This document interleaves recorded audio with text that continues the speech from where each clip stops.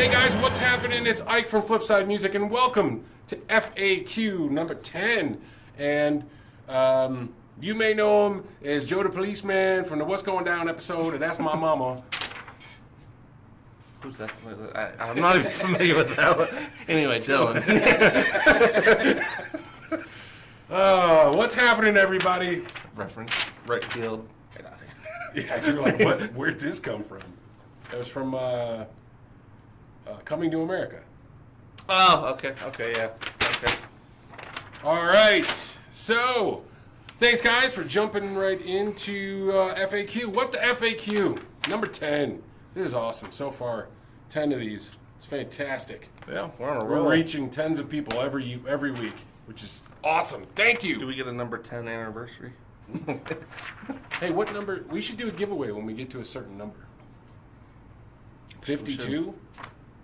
After a year of this? Yeah, it could be good, yeah. Something Denver related for 52. Yeah. 52. If we can get to 52, that'd be fantastic. Yeah. All right. Well, let's just jump right in, okay? Because I know you guys are waiting with Eager. Bated breath, whatever that means. Yeah, Dr. Chaos is holding his breath tentatively right now. Right. Professor Chaos or Dave? Professor Chaos, yeah. Professor Chaos. Mr. Yeah. Okay. Mr. Chaos is his cousin. His less, Captain Chaos. No, that was...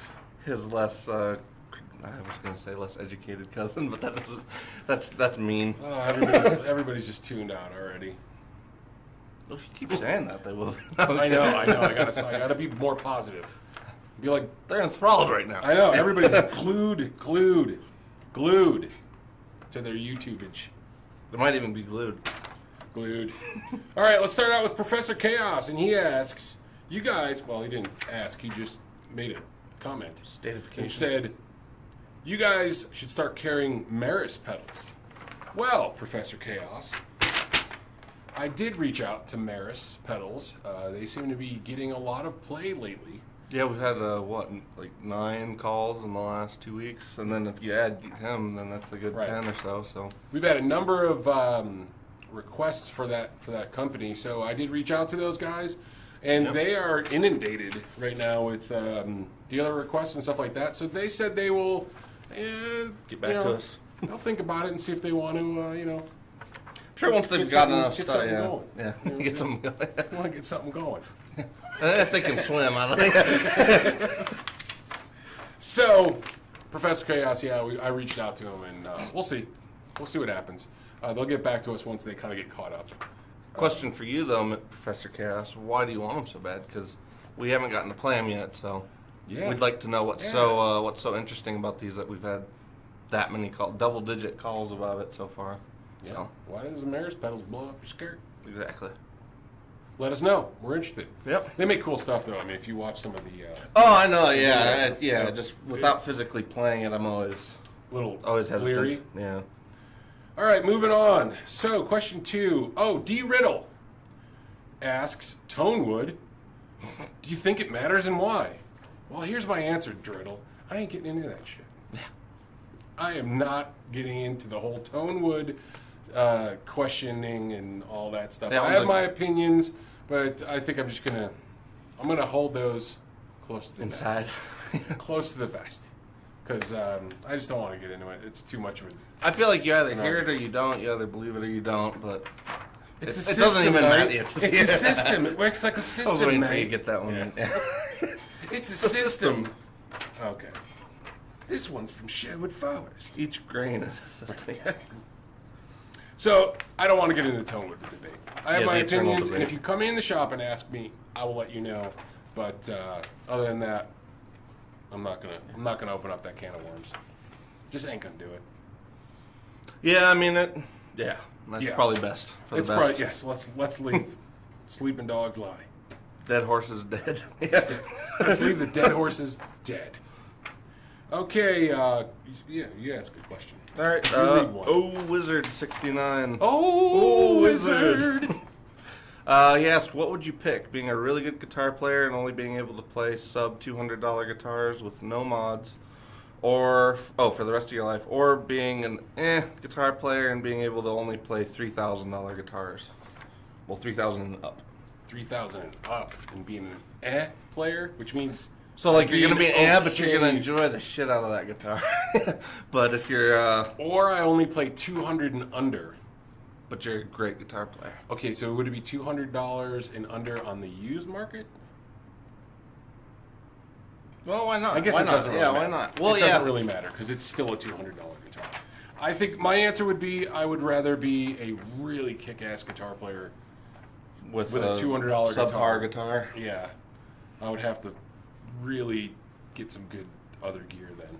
But you know what? There's a couple of those $200. Well, yeah, that guitars leaves I you a actually whole like, life so- to enjoy all the amps and pedals out there. So. Yeah, so there you go. I would go with being a really kick-ass guitar player and just playing like a $200 Squire. I'd agree. Yeah, That's where I'm going to go with that. that's I'd be in that same boat because That was kind of a thinking question. That was it is existential like- guitarism. right. Yeah. Hey man, it's like we're just a molecule in like the thumbnail of like a universe. guitar player, man, in another universe. Could be. We're in the we're 440 Denver. universe, not the 432 Right, universe. we're in Denver. There's a lot of weird questions that get asked around here in a haze of cloudiness. So, Yeah, that's Yes. definitely that must be one. yeah. A wizard must have been stoned. The wizard. All right, next one. All right, next question is Cullen James. Are you Irish, Colin James? Okay, I don't know. Could be. It just seems like a very Irish Question name. for next episode. Do you have any experience with the Warwick rock bass line? They're made in China stuff. If so, what do you think of them? I actually do have one of those. I own one of those basses myself, and I like it. Plays great, sounds fantastic, and I mean, I'm not a bass player, but I play one sometimes on a stage. And I like mine. I mean, it was affordable. It was in the, I think when I picked it up was a couple years ago. Yeah, about two and a half. Yeah, something like two and a half years ago, and I like it. I mean, it stays in tune, holds the tune, sounds great. I haven't had any problems with it, and I would suggest, yeah, grabbing it. I think they make great stuff. I think their quality control is really good. Actually, So, pretty solid. Yeah, I mean, we didn't have a ton of them in, but I liked the ones we had. So Yep, obviously, one followed you home. So yeah, it happens. yeah. Every Little now, Warwicky. every now and again, I go home and there's a Telly. Okay. yeah, there's a telly in the back seat. Yeah. I don't know what happened. Look at this. This Pops thing, in there all by this thing itself. followed me home. What am I supposed to do? Say no? Yeah, exactly. So yes, I would say the Warwick rock bass stuff is well built and it's worth the dough. So if you're considering getting one, you can reach out to us. We can grab them for you. And if not, then I'm sure that there's a qualified dealer somewhere close to you that is willing to get one for you. Yeah, and we're looking at maybe bringing in possibly the Rockboard stuff because that's from them, right? Yeah. Yeah. Yeah. So down the road, Well, yeah, I if mean, you it's guys a have any different- opinions on that, let us know too. But It's a subsidiary-ish type thing. Mhm. So, I mean, it's the Sort same of. company, but you know, it's like the accessory division or whatever. Right. But they make good stuff. I've been happy with the stuff. At least the stuff I saw at the NAMM show. You know, they all Yeah. work with Framus too. and the well, I Framus feel like stuff right has now been we're really caught good. between Rockboard and Temple. So if any of you guys have enough, Well, leanings one way or the other. Did you notice the Eventide? Yeah, Temple. Well, that was the first thing I asked him when he came in. Yep. Actually, was I'm like Temple, and he's like, yeah, it's. The only thing he did actually tell me he doesn't like the bracing. The Temple, I guess, doesn't do any middle structural integrity bracing. Oh. So he said after you get enough heavy pedals on it, and if you really stomp on them, It does it'll have a warp. little bit of- Yeah, and so he said he actually did like the Rockboard because it had. It's got a brace in got the several. middle. Yeah. The Rockboard stuff was nice. I mean, I checked it out extensively at the NAMM show. I mean, we were But he said- that close to pulling the trigger, and we might still. We don't know. We'll see. Yeah, I mean, there's always room for expansion. Yeah. Well, I think it's good to have some choice. Yeah, we As far gotta as give our pedal board selection. As we're getting more pedals, gotta have stuff to put them on. gotta have stuff to put them on. And you know, I like the pedal train. We've done very well with those guys, but guys are asking for other stuff too. So I think it's just And they're a little natural more progression basic to too. Yeah, I mean the Rockboard and Temple stuff I feel like is a little more involved. bit. Well, it's got the plugins. Well, then I feel like you're kind of committed that. I mean, it's good that it'll stay there, but you're kind of committed too because you can't just like No, you can't. Yeah. Okay, next question is weird wiggly fade. Next question. Okay. weird wiggly fade. Next question. Where are we? Do we watch other review channels? So. Oh yeah. Yeah. Do we watch other review channels? D-Riddle again. So go ahead. Oh, yeah. Leaning to one side. I feel like we're leaning to one side. Yeah, over here. No, okay. Do we watch other guitar review channels? I would say, the more stuff we get in here, the less of those I end up watching. Still watch Johann Sagamore, like I said, for the Marshall vibe. The Marshalls I'll probably never get to play in person. Still watch that pedal show every once in a while, especially for things that I'm just not, tuned into necessarily. But other than that, no, I feel like the more stuff we get, the less of those I watch. Yeah, I don't watch a ton. I end up watching other stuff. Yes, yeah. What happens is I'll watch a video about a pedal, like, let's say that, or a lot of times what it'll be is like if I'm kind of looking at maybe bringing in a pedal company, I'll start watching a bunch of videos about those pedals. Yeah, some demo. And I'll go and demo stuff, and I'll go, oh, okay, you know what, this might be something that'll fit into our customer base, or this looks like a really cool company, or whatever the case may be. It all depends on whether it's entertaining or not. And what I mean is if I'm already interested. Like I do watch a lot of some YouTube guys. I watch their live streams because I know them, and sometimes I do like the talky stuff. Like some people, I don't want to hear any talking. Talking no sucks. words. No words. I don't know. Sometimes I'm working on something like website stuff, and it's in the background. I mean, I like to watch, like Tone King and Steve from Boston and Robin Baker and Ryan from RNA. Just Nick, I like because he does like almost like jam tracks.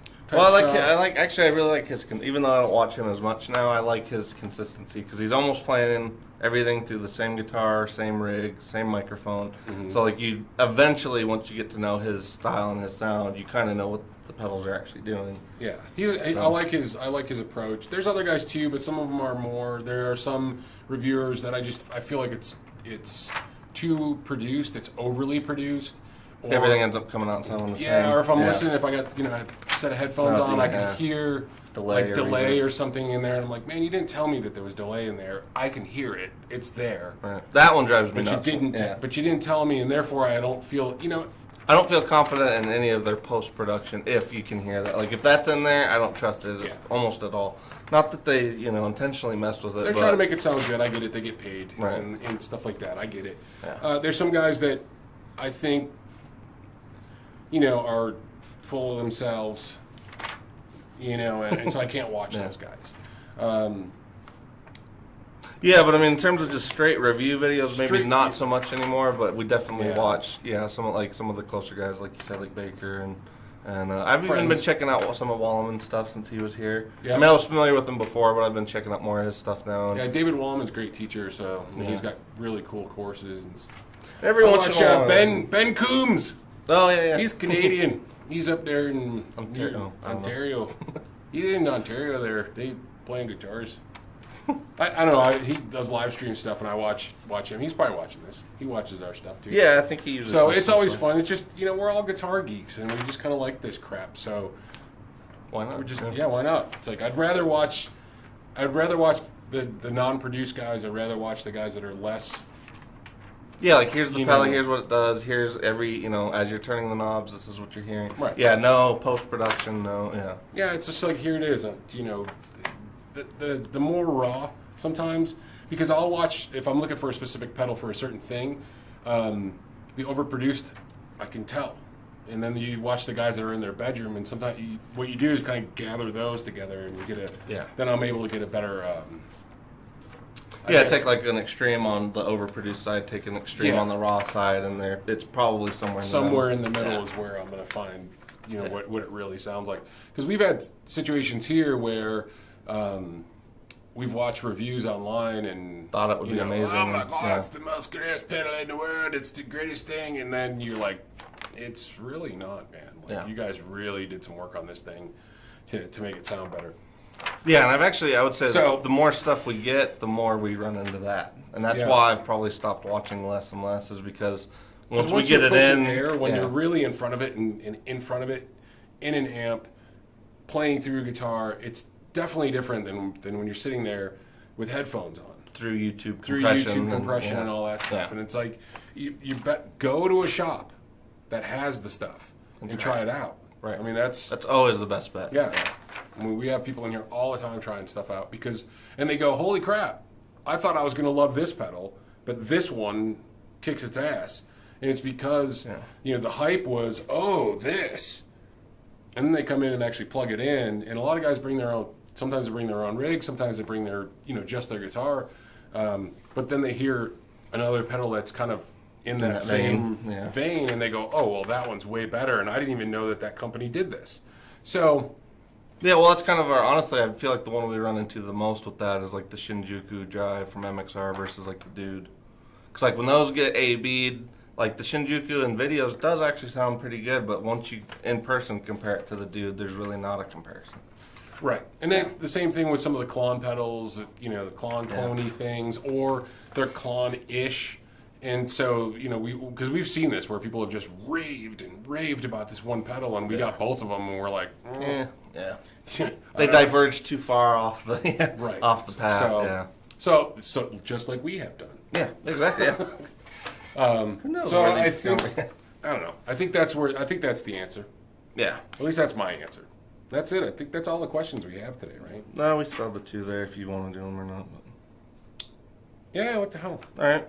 So we got two more questions from Tank 32. One is favorite dive bar in Denver for local acts. I like Three Kings. Okay. Three Kings is a good one. I think High Dive's another good one. That's what I was going to say. High Dive's definitely my favorite just because I have a lot of friends that play there pretty much at least, once a month or so. Between the Ghoulies, Cloudcatcher.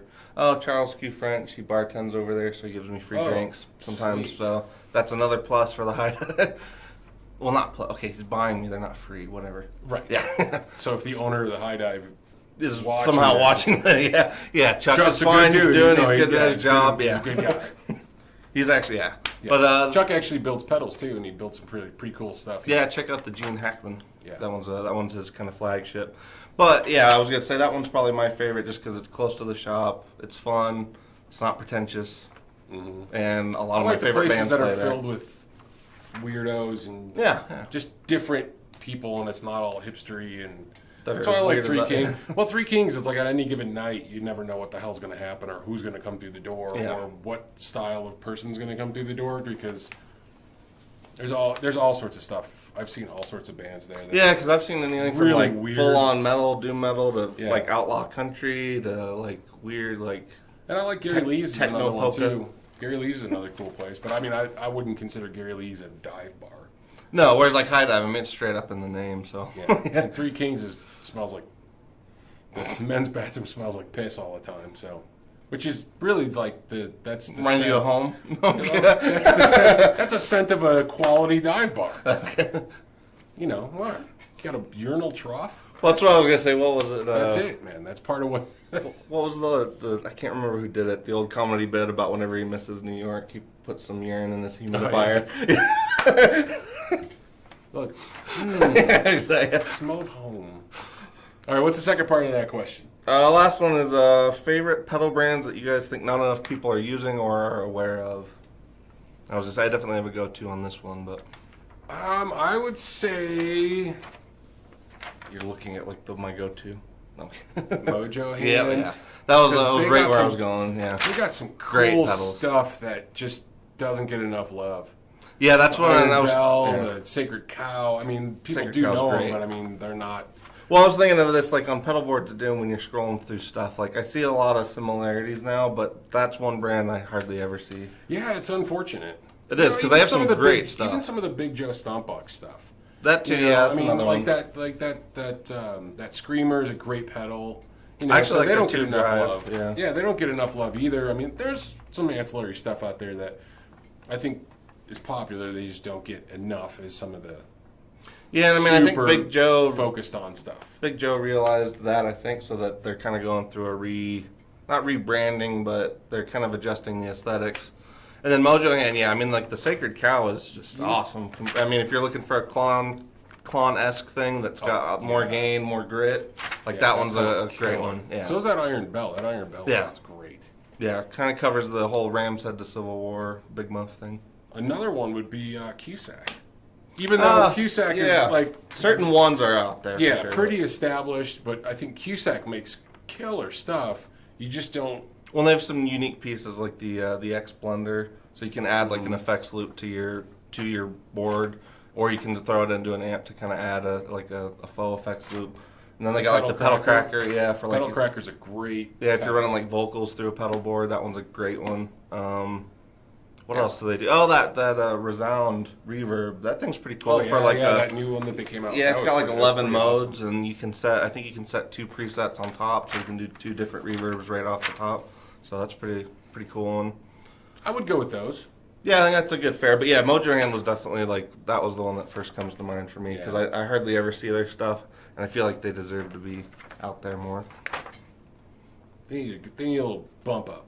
Exactly. So, I think that's it. Yeah, I think that's all of them. All right, guys. Thank you for tuning in and staying this long. If you don't mind the interruption, if you have, we're going to cut that interruption out. Plus, well, yeah, the first interruption, but yeah, this one you can still do the wiggly. Oh, yeah, it's all good. Oh, it doesn't have to be wiggly. I guess it could be this wiggly. All right, guys. Thanks for tuning in. Ask us some questions. Type them down into the comment section. And, I still want an answer to my proximity question from last week. Somebody figure it out. Yeah. Go back and watch another grueling... Yeah, all the way to the end, too. Yeah. All the way to the end. But thanks, guys. We appreciate it. And we will catch you on the flip side. You're on the Dr. Phil show. A problem is that you're into yourself, that you flirt with girls, that you're not plugged into your marriage. You're in the green room hitting on my staff. What the hell are you